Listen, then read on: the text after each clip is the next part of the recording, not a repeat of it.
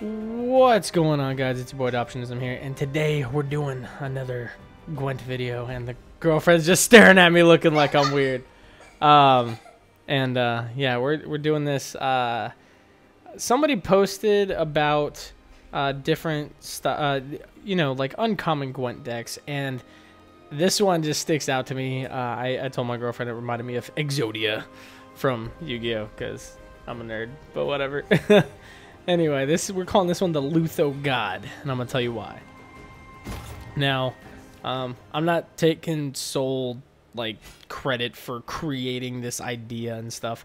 I definitely want to maybe switch things up with it. It definitely can be a little better, but I mean it's still ridiculously good right now. So to start, we're gonna have John Calvat, whatever, as our leader. Look at the top 3 cards, play one, shuffle the others, or remain on top, whatever the fuck it is. Anyway, that's just to get a freebie mill. So then we have, at the top, we're going to have 3 standard bearers, and they're kind of like the basic, or the basis for this in terms of boosting. Definitely Albric or the Operator are probably the 2 main ones that you want to boost up, just because it's a +9 already on top. But the way, alright, well, I'll get to how it works. So we got the standard bear, we have Rainfarn, Siri, of course, because Siri, I believe the strategy was something like, if you play Siri on round 1, it gives people more of an incentive to pass or whatever, so that way you can't get Siri back. I haven't ran into that at all. Most people will still challenge you and still go for it. Then we got Operator, which choose a bronze unit choose a bronze unit in your hand, create a duplicate in both hands. Now, I'll tell you guys, man, I'm all over the place. We got the Vicavaro Novice, obviously, he's going to pretty much be an additional one of these guys, which is insanely helpful in this build. And then we're going to have Combat Engineer. This is the one where I feel like you could probably swap one of these off, but you're going to need him in order to make this work. And then, like I said, we have Albric. If each player hasn't passed yet, y'all draw a card. Opponent has to reveal theirs. And for event cards, we got Decoy. Decoy is just to, either repeat Novice or, what was it, her too? Yeah, you can use Decoy, and you can get Fringula's little effect to, kind of carry over. I think somebody said it's like play Leapfrog or something. But anyway, so then we got Alzir's Double Cross, which is strengthen the highest bronze unit or silver units in your deck by 2 and then play it. Typically, this brings out Cantarella, which obviously it's a 10. And use Cantarella for draw power. You don't really use it for anything else. And honestly, yeah, I mean, it's a free draw. I'd do it no matter what. Then we got Royal Decree. Royal Decree, you could probably swap this out with, I always forget the name of it, Avaloc, something like that. And that's just to draw 2. But anyway, Royal Decree is to, if you get that first and you already have your Letho in your hand, you might as well just use Royal Decree to get Siri out. We got 3 emissaries, more draw power, 3 ambassadors, which the boosting, I'll explain why. Yeah, Fringula, who this is your baby. If somehow they end up, something happens to where they get this out of your deck and they get rid of it, which I can't remember. I don't believe there's a card that could do that. But if that happens, you're fucked. And Cantarella, like I said, and then, Letho. Why do I say Letho? See, now, but at this point, you guys are probably looking at him like, man, this guy might be retarded. Yeah. Anyway, the reason why Letho is so good, I use Letho in my my other Nilfgaard deck as a counter to my opponent, because you got a lot of these people that are using monsters. I use Letho to, sap 4 of theirs, and then I debomb him, and then he goes down to 1, and so then it's like a really easy win. But for the sense of him on your own side, he stays at 7. And he's ridiculous. Banish 2 units on each side, and then you boost this unit by that. Now, the fact that he's a gold card, the only thing that can really mess this guy up is probably shackles, but you don't really find people using shackles too often. And, you know, everything else can't really target golds. So that's why Letho is just disgusting for this build. Now, the way how it works is that you want to... Round 1, you probably don't really want a combat engineer. 1 might be nice if you have, like, all the other stuff that you need, but he's not ideal. And again, I usually pop my leader ability on the first turn, you know, just to get an extra mill. And you want to use these guys.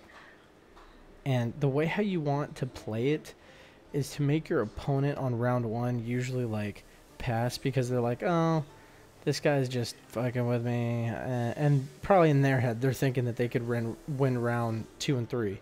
But with all the milling power you have here, like 9 times out of 10 on your first draw, even if you have to mulligan a couple cards, you already have like a setup for it. So the way how it works is that you want to mill. So you do emissaries off the bat. You just go emissary, emissary, emissary. And, oh, really quick, operator. You don't want to use operator on ambassador or emissaries. 1, because that would obviously give your opponent, you know, milling power or boosting power, which is a big no-no. But, oh, I said 1 like I was going to say 2. Anyway, you don't want to give your opponent that advantage, so you just duplicate a novice. You just want to duplicate a novice because novice is an emissary or an ambassador, but obviously if your opponent's not playing Nilfgaard, then you don't got to worry about it. So that's why novice is pretty much a pointless card in their hands. And then combat engineer, so round 1, after you get your opponent to pass whatever, that's where you just start going mill, mill, mill, and you get you only need one of the bears out really, but you always want to put the bear on either the same row as the operator or same row as Albric. And you don't mess with the bear's power at all. Just leave them at 4, leave them alone, and you want to keep milling until you can get as much ambassador boosting onto your operator or onto your Albric, and then also use novice to power that person up. And then if by that point you should have 2 combat engineers, and use both of them to hit resilience on obviously Albric or operator, whichever one's out. And you also use it on your other sword bear or standard bearer. And then finally, after you do that, then you use Fringilla to, you put her right in between those 2. Right in between, like, let's just say these 2 are on the same row. You put her right in between operator and standard bearer. So it's like operator, Fringilla, standard bearer, just like that. Fringilla right in the middle. What she's going to do is she's going to take whatever boosted points you have off of your operator and make that onto your standard bearer. Now here's where it gets cool. Because the fact of how turn passing is, or round pass or whatever, that because your opponent should have already passed by this point, that means that when you go to pass after you play Fringilla and you get both of these up, then obviously you pass and it's going to be your turn. And then boom, you put Letho right in the middle of them or whatever. He eats them up. He should have like usually over 100. And, you know, at that point, it's stupid unlikely that your opponent is going to have enough cards or enough play capability to really get past that. So either they'll try their hardest the whole time, or they're just going to pass and give up because it just doesn't work. But yeah, that's the build. It's really complicated, really hard to get the concept of. I know I definitely challenged with it when I tried practicing. But then once you get like the base concept of just mill, mill, mill, mill, mill, and then, you know, boost, boost, boost, gets pretty nice. But yeah, guys, please let me know what you guys think down in the comment section below. We're running at 9 minutes now, so we'll go ahead and we'll let this go. And again, I believe it was, I think his name's Swim. Sorry if anybody is really heavy in the GWENT community. I don't really know too many people in the GWENT community. I think he's a big one. I'm not too sure, but I really hope you guys enjoy this build. It's a phenomenal build. It's really fun. But it is really, really, really centered around Letho. So if you get rid of him, you might struggle. I mean, there's still ways you can kind of do around it by just boosting your other characters and just resilience on them and just carry them over. But it's a lot more likely that that unit will get scorched or something. Yeah, guys, I really hope you guys like it. I love it. It's super fun. I'll try to have Swim's links down in the description. And until next time, guys, it's been your boy Dot. Thanks for watching. Peace the fuck out.